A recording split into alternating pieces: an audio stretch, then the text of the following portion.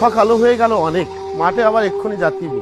মাঠে না গেলে কাজ না করলে খাবো, সংসারের যে অবস্থা। এখনো সে ঘুমাচ্ছে, দুপুর হয়ে গেছে বেলা। এই রিপন, রিপন, এই আরে দেখ না, দুপুর হয়ে গেছে, তোর এখনো ওঠার সময় নেই। আশ্চর্য ব্যাপার। আচ্ছা, সংসারের যে অবস্থা, এই অবস্থায় তুই যদি এখনো পর্যন্ত ঘুমায়, তাহলে সংসারটা চলবে কি করে? মাস্টার্স পাস করালাম, 20 লক্ষ টাকা নাকি লাগবে তার এখন চাকরির জন্য। এই টাকাটা আমি কোথা থেকে জোগাড় করবো বলো? কি সম্ভব? আরে বাবারে, তুই ওঠ না, উঠে দেখ না কতখানি বেলা হয়ে গেল। কি হচ্ছে এত সাত সকালে এত চিল্লা চিল্লি, কি একটু শান্তিতে ঘুম করবো, সে ঘুম করারও কোনো ই নেই আমার। সাত সকালে না, দেখ না কতখানি হয়েছে বেলা। কি সহ্য করা যায়? কত বেলা, এখন 12টা বেজে গেছে প্রায়। আমার একটু সহযোগিতা না করলে আর কি পারবে তোর বাপ? তুই চিন্তা কর দিন, কত বয়স এখন আমার। এই বয়সে তুই একটু সংসারের হালটা ধর না বাবা। লেখাপড়া শিখেছিস, চাকরি পেয়েছিস রে, তাতে কি হয়েছে? আমার একটু সহযোগিতা করলে সংসারের যেমন ভালো হয়, তোরও ভালো হয়। দুদিন পরে তোর বিয়ে শাদী দিচ্ছে। আর ভালো লাগে না, প্রতিদিন এই চিল্লা চিল্লিতে শান্তিতে ঘুমাতেও পারিনি। ও মা, আমি ওই গেলাম।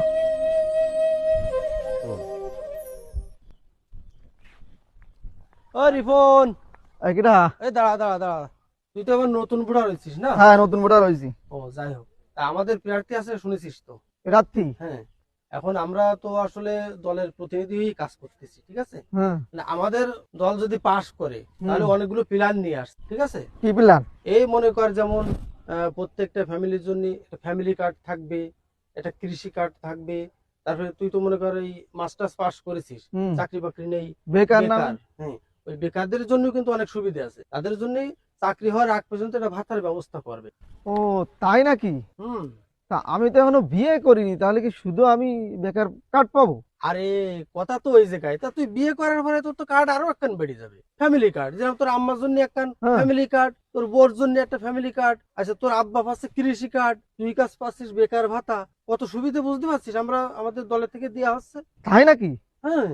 তাহলে আমি পাবো বেকার ভাতা, আমার বাপ পাবে হচ্ছে কৃষি কার্ড, আমার মা পাবে ফ্যামিলি কার্ড। তাহলে তো আমাদের সংসারে কোনো অভাব থাকবে না, টেনশন করা লাগবে, কোনো টেনশন নেই। ঠিক আছে, ঠিক আছে, আমি যাচ্ছি, আমার আব্বার কাছে যাচ্ছি। বাড়ি বুঝে বলিস? হ্যাঁ, বাড়ি বুঝে বলছি। ঠিক আছে, ঠিক আছে, ঠিক আছে। আব্বা, ও আব্বা, এদিকে এসো, এদিকে। কি হয়েছে রে বাবা, তুই হাঁপাচ্ছিস কেন? তাই কর, তুই হাঁপাচ্ছিস কেন বাপ? ওই আসছিলাম না, ওই সবুর আছে না আমাদের? হ্যাঁ, সবুরের সাথে আমার দেখা হইলো। তাই?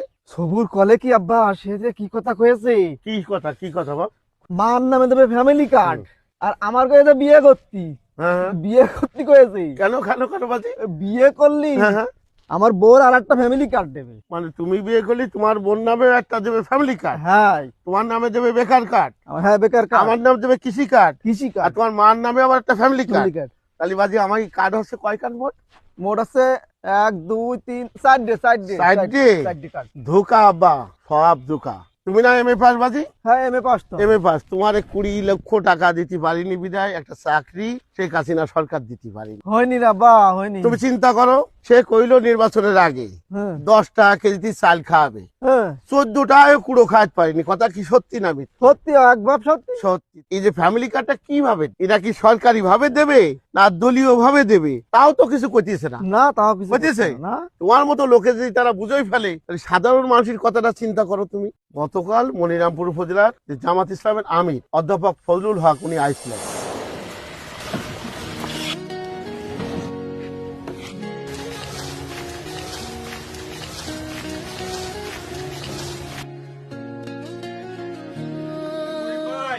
করিম ভাই বাড়ি আছেন? করিম ভাই, আলতাফ ভাই, কি অবস্থা?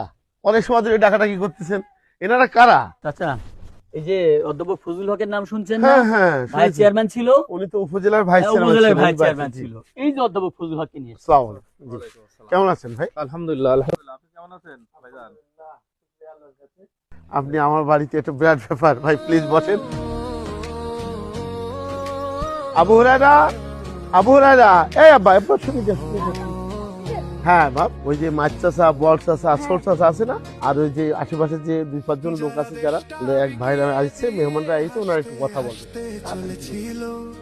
সেই দিনের কষ্টগুলো মানুষের চোখে লিখেছিল। আসসালামু আলাইকুম। ওয়ালাইকুম আসসালাম। আপনারা কেমন আছেন? আলহামদুলিল্লাহ। আলহামদুলিল্লাহ। আমরা আসছি অ্যাডভোকেট কাজী ইনামুল ভাইয়ের পক্ষ থেকে। ইনাম ভাই আপনারা চেনেন না, এই দেখেন আগামী যে জাতীয় সংসদ নির্বাচন, সেই নির্বাচনে এমপি পদপ্রার্থী মনিরামপুরের যে আগামী এই নির্বাচনে আপনারা যদি ভোট দিয়ে নির্বাচিত করতে পারেন, তাহলে আমরা যদি সরকার গঠন করতে পারি, বৈষম্যহীন, সন্ত্রাস, দুর্নীতিমুক্ত একটি রাষ্ট্র, একটি মানবিক রাষ্ট্র যাতে হয়, সেই রাষ্ট্র আমরা গড়ার চেষ্টা করব।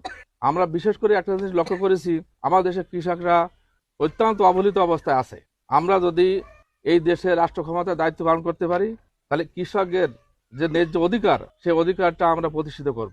আর দ্বিতীয়ত হচ্ছে যে আমাদের দেশে অনেক বেকার যুবক যারা লেখাপড়া শিখে তারা ঘুরে বেড়াচ্ছে, তাদের কোনো চাকরি বাকরি নাই। আমরা এই বেকার যুবকদের কর্মসংস্থানের ব্যবস্থা করব। সেই জন্য আগামী 12 তারিখে যে ন্যায় এবং ইনসাফের প্রতীক দাড়িপাল্লা মার্কায় ভোট দিয়ে একটি মানবিক রাষ্ট্র গঠনের জন্য আপনাদের সহায়তা কামনা করছি। উনি এসে যে কথাটা বললেন সেটা তো খুব আশা জাগানিয়া একটা কথা। উনি বলেছেন ওনারা যদি ক্ষমতায় যেতে পারে, অর্থাৎ বাংলাদেশ জামাত ইসলাম যে প্রার্থীগুলো দিচ্ছে তার মধ্যে আমাদের মনিরামপুরে আছে অ্যাডভোকেট গাজী ইনামুল হক, উনি সুপ্রিম কোর্টের আইনজীবী। সুপ্রিম কোর্টের হ্যাঁ হ্যাঁ, ওনার পক্ষ থেকে ফজলুল ভাই যে কথাটা বললেন, ওনারা যদি ক্ষমতায় যেতে পারে তাহলে ওনারা বেকার ভাতা দেবেন না, বেকারদের উনি কর্মসংস্থানের ব্যবস্থা করবেন। তাহলে কর্মসংস্থান যদি তোমার হয়ে যায়, তোমার কি আর বেকার ভাতা লাগলো? না বা- নিশ্চয় লাগলো না। তাহলে তোমার দরকার একটা কর্মসংস্থান। এই যে সারা জীবন তুমি ভিক্ষুকের মতো ওদের কাছ থেকে চেয়ে চেয়ে নিজেকে বিলিয়ে দিবা, ওদের কথা শুনতে হবে, ওর কথা মতো চলতে হবে, এই কাজগুলো কি ভালো হবে? মোটা তার চেয়ে যদি তুমি একটা কর্ম পাও, তুমি যদি একটা চাকরি পাও, সেটাই তো তোমার মনোবাসনা পূর্ণ হবে। তাহলে ওই ফান্দিবাজি পা দেয়। যারা চাঁদাবাজি করলো, যারা দখলদারিত্ব করলো,